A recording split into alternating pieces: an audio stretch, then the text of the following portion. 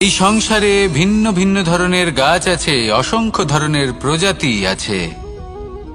কিছু গাছ পাতা দিয়ে থাকে, কিছু ফুল, কিছু ফল, কেউ ছায়া প্রদান করে, কেউ শীতলতা প্রদান করে, কেউ নিজেকে খুব কষ্ট দিয়ে এই সংসারের বিকাশে সহায়ক হয়ে ওঠে।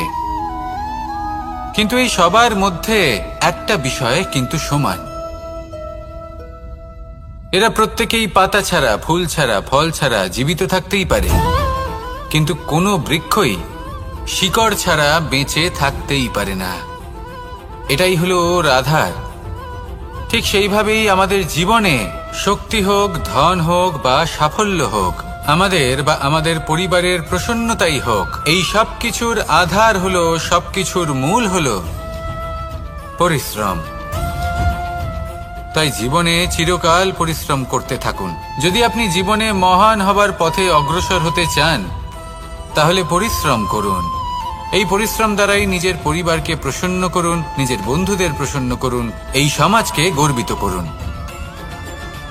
আসুন আমার সাথে ভালোবেসে বলুন, রাধা রাধা।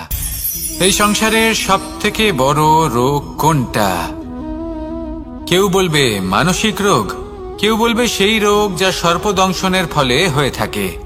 এই সংসারে ভিন্ন ভিন্ন ধরনের রোগ আছে এবং তার সাথে ভিন্ন ভিন্ন ধরনের যন্ত্রণাও রয়েছে।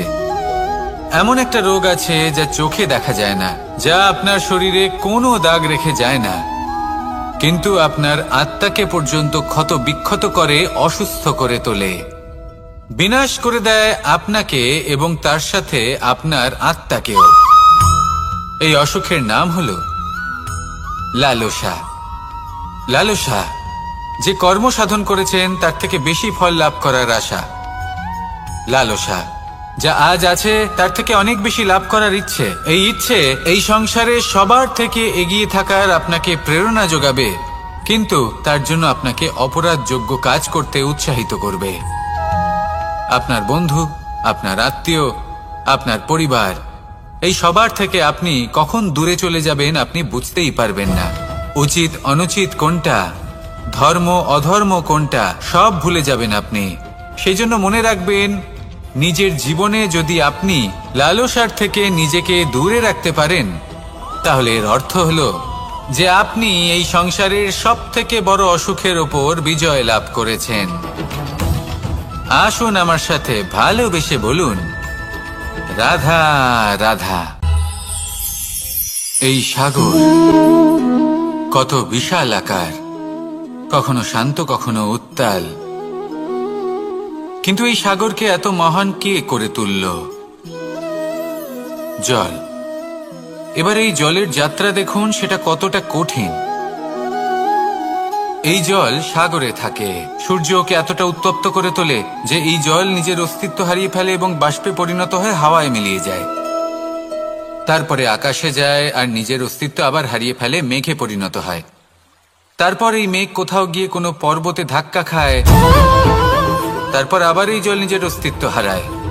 তারপরে বর্ষার রূপ ধারণ করে তা বর্ষিত হয়, বা কোনো পর্বতের চূড়ায় তার শিখরে বরফের রূপ ধারণ করে।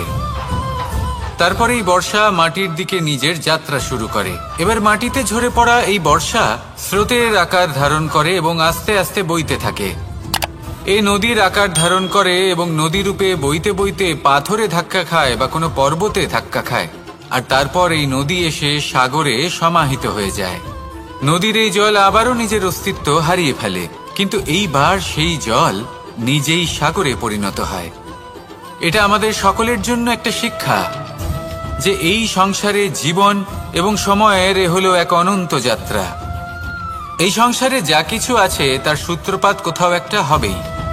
সেই জন্য মৃত্যু এবং সমাপ্তির চিন্তা ত্যাগ করে দিন, আর যে সূত্রপাত আপনি লাভ করছেন তার আনন্দ উপভোগ করুন।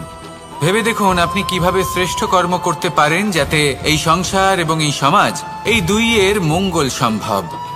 আসুন আমার সাথে ভালোবেসে বলুন, রাধা রাধা।